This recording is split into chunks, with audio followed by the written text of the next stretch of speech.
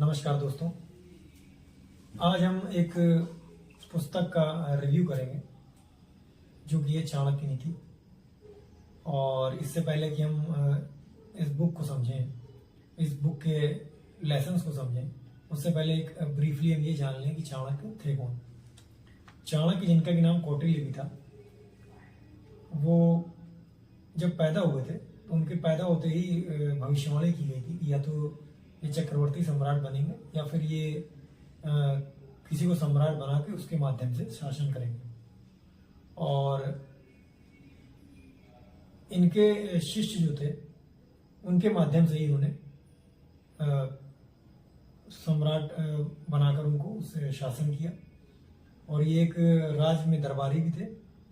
और चंद्रगुप्त मौर्य नामक एक बालक को इन्होंने पूरा ट्रेन किया और उसके माध्यम से उसको इन्होंने सम्राट बनाया अखंड भारत का, और उसके माध्यम से इन्होंने शासन किया। तो अब आइए अब देखते हैं चाणक्य नीति को हम समझें कि इनके लेसन्स हमारे लिए क्यों इम्पोर्टेंट हैं और क्या आवश्यक है इसको अपने जीवन में उतारने के लिए। तो सबसे पहले हम देखते हैं पहले अध्याय में इनका श्लोक है, प्रणम्य शिरसा विष्णु त्रैलोक्याधिपतिम प्रभु नाना शास्त्रोद्धृतम वक्ष्ये राजनीति समुच्चयम। तो इसका मतलब ये है, चाणक्य कह रहे हैं कि भारतीय संस्कृति में ईश्वर की स्तुति से ही शुभ कार्य का आरंभ किया जाता है। चाणक्य ने भी पृथ्वी, आकाश एवं पाताल अर्थात तीनों लोकों के रचयिता, सर्वशक्तिमान और सर्वव्यापक परब्रह्म को प्रणाम करके अपने महान ग्रंथ का आरंभ किया। उन्होंने ईश्वर की स्तुति करते हुए कहा, हे ईश्वर, जन कल्याण हेतु मैं विभिन्न शास्त्रों से एकत्रित यह राजनीतिक नियम सृजित कर रहा हूं। अतः हे ईश्वर, मुझे शक्ति और आशीर्वाद प्रदान करें। मतलब कि यहाँ पर इस श्लोक के माध्यम से चाणक्य कह रहे हैं कि किसी भी शुभ कार्य को करने से पहले हमें ईश्वर का ध्यान कर लेना चाहिए। एक और श्लोक में चाणक्य बोल रहे हैं, तदहम संप्रवक्ष्यामि लोकानाम हित कामया येन विज्ञान मात्रेण सर्वज्ञत्यम प्रपद्यते। मतलब जन कल्याण हेतु मैं राजनीति के उन गुप्त रहस्यों का वर्णन कर रहा हूं जिसका ज्ञान प्राप्त कर लेने के बाद मनुष्य सर्वज्ञ हो जाएगा। यदि मनुष्य इस शास्त्र के नीतिगत विचारों का अनुसरण करे तो निसंदेह सफलता उसके कदम छूएगी। तो मतलब यहाँ पर चाणक्य ये बोल रहे हैं कि मैंने जो राजनीति शास्त्र, मतलब कि चाणक्य ने अर्थशास्त्र, राजनीति शास्त्र और चाणक्य नीति नामक शास्त्रों की रचना की थी, पुस्तकों की रचना की थी, जिनके माध्यम से चाणक्य ने अपनी टीचिंग्स को फैलाया। तो यहाँ पर चाणक्य कह रहे हैं कि राजनीति के उन गुणों का और उन रहस्यों का वर्णन कर रहे हैं वो, जिससे कि मनुष्य जो है सभी जानकारी प्राप्त करने में समर्थ हो जाएगा। इसके बाद एक और श्लोक में चाणक्य बोलते हैं, मूर्ख शिष्योपदेशेन दुष्ट स्त्री भरणेन च दुखितः संप्रयोगेण पंडितोप्य वसीदति। तो अगले श्लोक में चाणक्य बोल रहे हैं कि मूर्ख शिष्यों को उपदेश देने, दुष्ट स्त्री का भरण पोषण करने अथवा दुखी व्यक्तियों की संगत से विद्वान मनुष्य भी कष्ट भोगते हैं। तो इन लोगों से हमें बचना चाहिए। इसलिए बुद्धिहीन व्यक्तियों को कभी भी सत्कार के लिए प्रेरित नहीं करना चाहिए। चरित्रहीन स्त्री से दूर रहें, अन्यथा वह बदनामी का कारण बन जाएगी। इसी प्रकार दुखी व्यक्ति से कभी सुख प्राप्त नहीं हो सकता, अतः उसकी संगत से बचें। मतलब ये कि जो निगेटिव टाइप के लोग होते हैं, आप मतलब उसकी संगत ना करें, वरना आपके अंदर भी सीधी बात है कि निगेटिविटी आ सकती है। उनका कहने का ये मतलब है। तो इस तरह की कंपनी से आपको बचना चाहिए, ठीक है। इसके बाद एक और श्लोक में ये बोलते हैं, आप दर्थे धनम रच्छेद दारान रच्छेद धनैरपि आत्मानाम सततम रक्षेद दारैरपि धनैरपि। वह मनुष्य बुद्धिमान होता है जो बुरे समय अथवा विपत्ति काल के लिए धन की बचत करता है। ऐसी बचत की यत्न पूर्वक रक्षा करनी चाहिए। इसी प्रकार स्त्री भी धन के समान है, इसलिए उसकी भी रक्षा करें, लेकिन इससे पूर्व मनुष्य को अपनी सुरक्षा के प्रति सतर्क रहना चाहिए। यदि वह स्वयं सुरक्षित है तभी धन और स्त्री की रक्षा करने में समर्थ होगा। तो यहाँ पर यही बता रहे हैं कि धन की बचत करना कितना आवश्यक है। धन की बचत पे जोर दे रहे हैं और स्त्री की सुरक्षा पे भी वो जोर दे रहे हैं, और इन सब से ऊपर अपनी सुरक्षा पे वो जोर दे रहे हैं यहाँ पर चाणक्य। एक और श्लोक में चाणक्य बोलते हैं, लोक यात्रा भयम लज्जा दाक्षिण्यम त्यागशीलता पंच यत्र न विद्यन्ते न कुर्यात् तत्र संस्थितम्। कि जिस स्थान पर निवास करने वाले मनुष्य लोक परलोक के प्रति आस्था न रखते हो, जो ईश्वर की महत्ता को अस्वीकार करें, लोक परलोक का जिन्हें कोई भय न हो, जो परोपकार और दानशीलता से रहित हो, बुद्धिमान मनुष्य को कभी भी ऐसे स्थान पर निवास करने के बारे में नहीं सोचना चाहिए। मतलब कि वो यही कह रहे हैं कि जहां पर धर्म की और ईश्वर की बात ना हो, लोक परलोक की बात ना हो, ईश्वर को महत्व ना दिया जाता हो, तो ऐसी जगहों पर रहने से बचना चाहिए। दान धर्म या परोपकार की बातें जहां ना की जाती हो, ऐसी जगह पर रहने से मनुष्य को बचना चाहिए। इसके बाद एक और श्लोक में चाणक्य बताते हैं कि आतुरे व्यसने प्राप्ते दुर्भिक्षे शत्रु संकटे राजद्वारे शमशाने च यस्तिष्ठति सा बांधवा।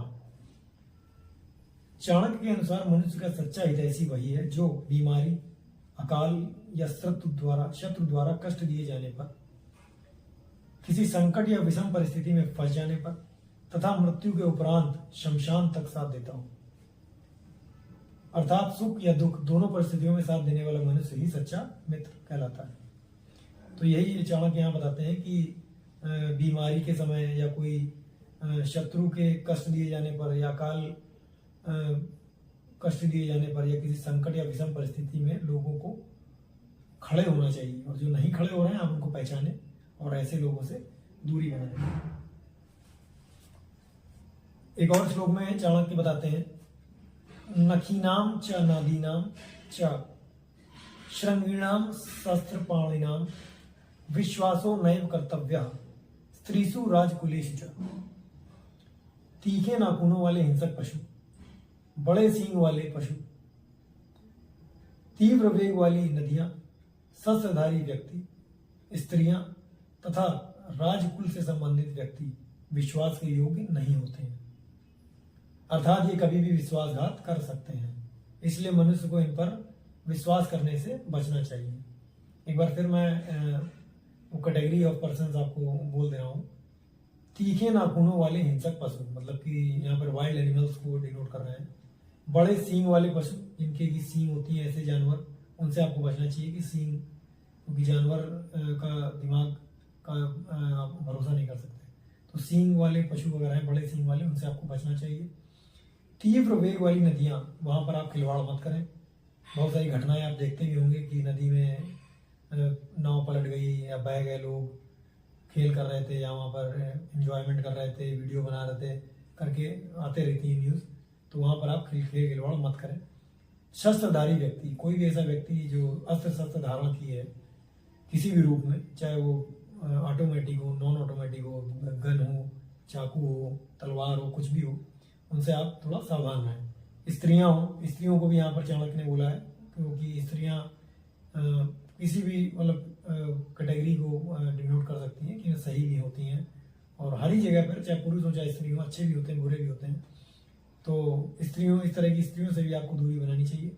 राजकुल से संबंधित व्यक्ति, जो मतलब बहुत ही धनाढ़ टाइप के लोग हैं आज की युग की अगर बात की जाए तो, क्योंकि वो तो हायर कैटेगरी में बैठे हैं, ऊंचे ऊंचे उनके लिंग हैं, और तो वो अपना किसी भी तरह से बच के निकल जाएंगे और आखिरी में आप ही फंस जाएंगे वहां पर।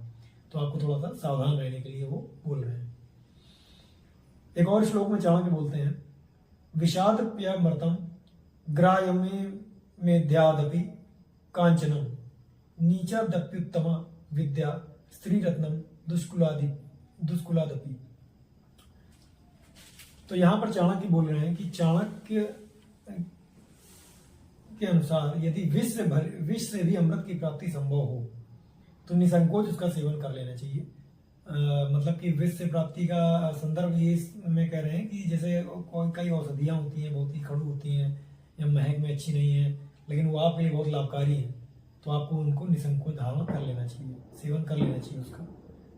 ये भूल के लग रहा है ये बहुत कड़ू है, विष के समान है, लेकिन उसको आपको सेवन करना चाहिए क्योंकि आपके लिए वो लाभकारी है। इसी तरह अशुद्ध वस्तुओं में से स्वर्ण, कोई अशुद्ध वस्तु है उनमें से अगर सोना निकलता दिख रहा है, आपको लग रहा है कि सोने जैसी चीज है, तो वो तुरंत धारण कर लें, आप ले लें। निम्न मनुष्य से शिक्षा, चाहे कितना भी निम्न मनुष्य, अगर उससे कोई शिक्षा ग्रहण की जा सकती है तो वो भी आपको ले लेनी चाहिए, समझ रहे हैं। जैसे कि रावण के संदर्भ में कहा जाता था कि उसको पांडित्य से भरपूर था, तो उससे शिक्षा ग्रहण करने के लिए भगवान राम ने भी लक्ष्मण को भेजा था, उससे तुम पांडित्य की शिक्षा ग्रहण कर लो जाके अपने आखिरी उनके अंतिम समय में। और इसके बाद तथा निम्न कुल से सुसंस्कृत, आगे चाणक्य कहते हैं कि निम्न कुल से सुसंस्कृत स्त्री रत्न को विलंब किए बिना स्वीकार कर लेना चाहिए। मतलब कि कोई नीच कुल की स्त्री भी यदि है और अगर सुसंस्कृत है या फिर एजुकेटेड है या गुणों से भरपूर है, तो आप उसके कुल को इग्नोर करते हुए उसको स्वीकार कर लें तुरंत। तो इसके बाद एक और श्लोक में चाणक्य बताते हैं, स्त्री नाम द्विगुण आहारो बुद्धिस्ता साम चतुर्गुण साहसम सर्गुणम चैव कामोष्ट गुणम उच्यते। तो यहाँ पर चाणक्य बताते हैं स्त्रियों के बारे में, चाणक्य कहते हैं कि पुरुषों की अपेक्षा स्त्रियों का आहार दुगना होता है, लज्जा 4 गुनी होती है, मतलब 4 गुनी 4 टाइम्स, साहस 6 गुना होता है, मतलब जो उनका पराक्रम है वो 6 गुना होता है, तथा काम भाव मतलब कि सेक्सुअल डिजायर जो है वो 8 गुना होती है, अधिक होती है। तो जैसा कि साहस के बारे में आप देखेंगे कि रानी लक्ष्मीबाई है, रानी चेन्नम्मा है और इस तरह की कई वीरांगनाएं हुई भारतवर्ष में, तो साहस में कोई उनकी कमी नहीं है, बशर्ते उनको अगर परिस्थितियां ऐसी बन जाएं कि उनको साहस दिखाने की नौबत आए। तो आशा करते हैं कि ये चाणक्य का अध्याय पहला आपको अच्छा लगा होगा, उनकी लेसन्स, उनकी टीचिंग्स आपके लिए यूजफुल साबित होंगी और आगे भी इस तरह के इम्पोर्टेंट लेसन्स हम चाणक्य के बारे में, चाणक्य की नीतियों के बारे में हम लाते रहेंगे और इनका रिव्यू करेंगे, हम आगे भी उनको सीखेंगे। और यदि आप इनके इस अध्याय 1 को रिव्यू करना चाहते हैं तो इसको मैं अपने एक लिंक के थ्रू आपको इसको डाल दूंगा ताकि आप उसको अध्ययन करके समझ सकें अच्छे से। और यदि आपको अच्छा लगा हो ये हमारा रिव्यू तो आप ज़रूर इसको आगे शेयर करें ज़्यादा से ज़्यादा लोगों को, ताकि अधिक से अधिक लोगों तक ये बात पहुंच सके। और मिलते हैं फिर बहुत जल्द अपने नेक्स्ट एपिसोड में, तब तक के लिए धन्यवाद, नमस्कार।